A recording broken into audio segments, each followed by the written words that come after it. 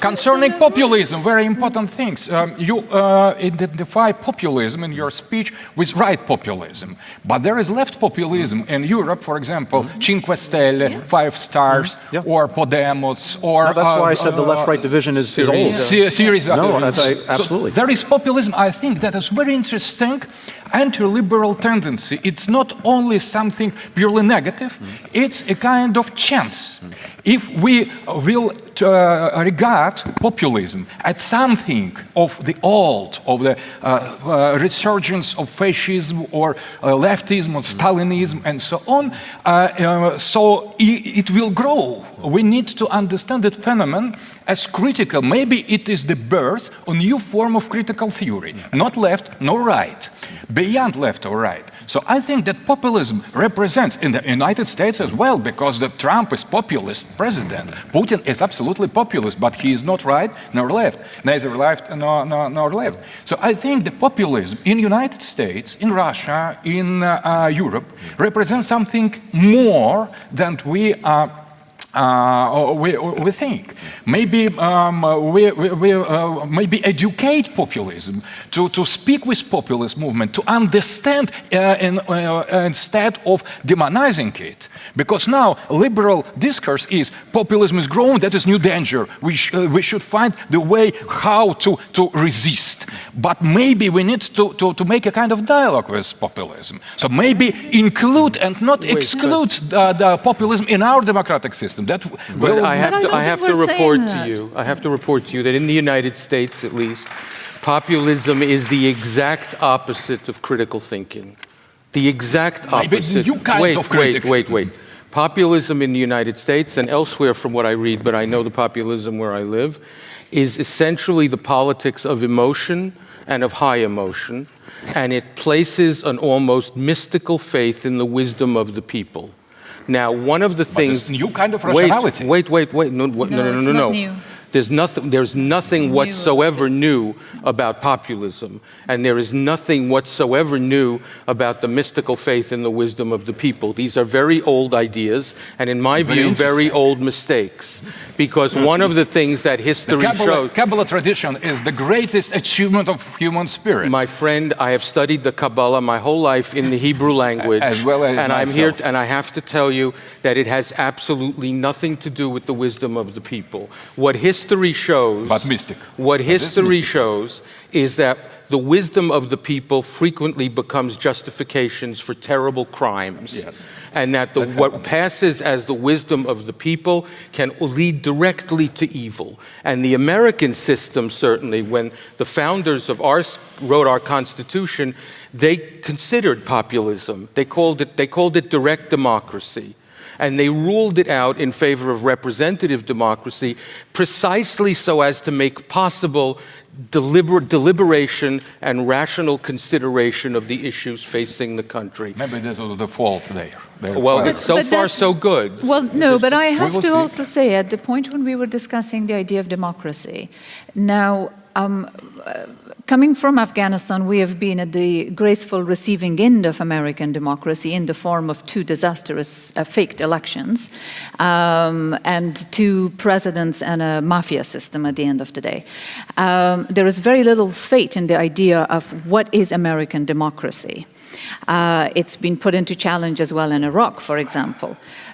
In the list of things that you cited, and I agree with you in terms of going back and trying to understand the internal forces of this, don't you think it is also about time for us to go back and understand what is the American political democratic system, and making a distinction? Because as well, being a Canadian, our form of practice of the democratic political system is rather different. And there are some safeguards put in place against what exactly you described in terms of the takeover by the populists.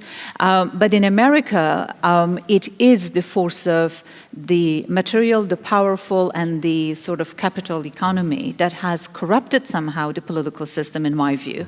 But I'd like to hear, what do you think internal forces that are... Well, quickly, two things. Yeah. First, as an Afghan, you can thank both Russia and the United States. They both have destroyed my country greatly. Yes, thank you. Not you per se, but your armies. Yeah. Second, and again, I think Leon's exactly right. Two things that are happening. One is the system that was designed in order to favor deliberation, to avoid the passions of the moment. But for the reasons that I suggested earlier, we are now being overtaken by the passions of the moment. The unbridled flow of information creates so much pressure now on decision makers to make decisions immediately, to just react, to just do something, to just act, that process of deliberation is taken away. And that's one of the greatest dangers, I think, that we face. But the truth of the matter is, for all of the challenges that we have now, we have self-correcting mechanisms. And we've gone through these periods throughout our history. Like we went what? through McCarthyism. We went through McCarthyism. We went through the 1960s and the turmoil there. We've gone through a series of challenges, a civil war. But these self-correcting mechanisms usually ensure that once we've managed to get everything wrong, we eventually get it right. So right now, we still have a strong, functioning, independent media that calls truth to power. We still have a strong, functioning, effective judiciary. They're very, very courageous when they deal with local stories, but not the same when it applies to international. Well, no, but so there's another. But I'm just saying, in terms of our own positions, right? And I still believe in the resilience of those systems, despite the fact that, unfortunately, we seem to have right now a president who's taken a page out of the book of other leaders in going after those very sources that check the power of any one power center. Tony, about those media in the United States of America, I respectfully disagree with you because nobody reads them or watches them anymore. It's, we know as a result that Facebook took over and that Mr. Putin knew how to use Facebook to create, quote unquote, his fake news. And Alexander, in the interview you gave to our newspaper, which, by the way, is a very good newspaper, and more people should read it, but you were in favor of getting Trump into power. And I cannot connect having Trump, in your view, as President of the United States of America, with your idea that every nation or civilization will stick to its own idea.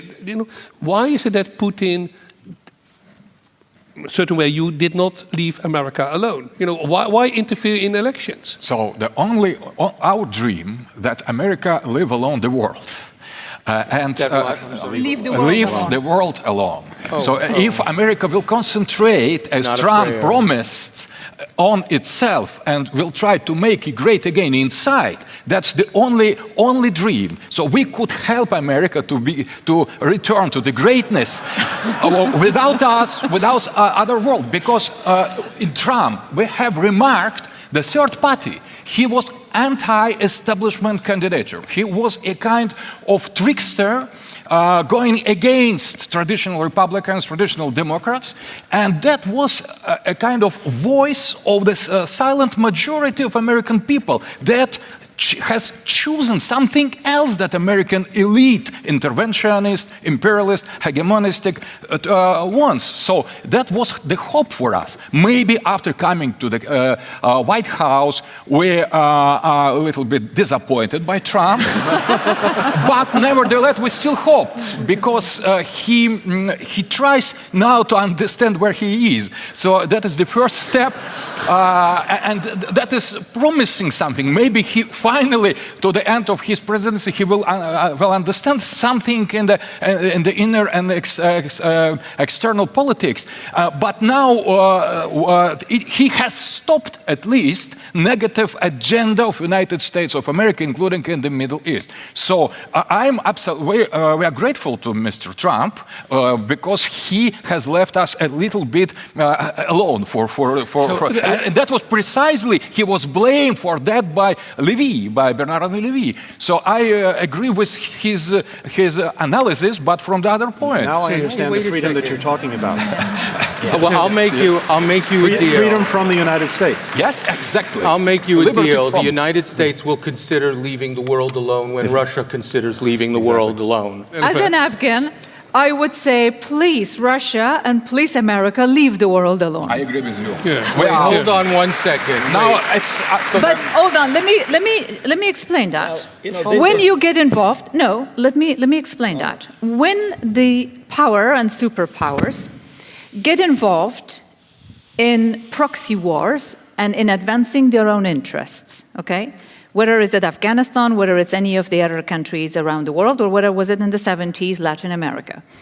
The problem with that is if you want to help the Middle East, Afghanistan, do it through humanitarian help, do it through medical help, do it through educational help, but leave your armies and militaries aside, because they create disastrous results, and we have seen it a few times. We have seen it repeated, and I agree with a previous debate earlier in the first roundtable where the idea came about. I think it was Yvonne who said, just because we have advanced so technologically, we are under some kind of an illusion that in terms of our human advances, we have also achieved something great. But I think there has been a regression. Technologically, a lot of advancement has happened, and we're all talking about Facebook and the rest of it. But in terms of the development of the humanist thought, in terms of the development of democracy, in terms of the development of even liberalism, and the idea of intervention, non-intervention, we are still stuck in a century behind, and no further thinking and development has happened unless we are really willing to invest in that and bring our humanist thinking and development of our human thought to the level of our technological and scientific achievement. The countries' involvement in other countries militarily are going to produce more disasters, and Afghanistan is a particular case in a study, and I encourage people to go and actually look at this history of the last 30 years, where I grew up in that war, fought against the Russians. I was a radical Islamist, and I moved to the West, and I'm also skeptical of the American foreign policy involved in all of the region. So as an outsider to both of these, I would say we need to rethink and reevaluate internally our own systems.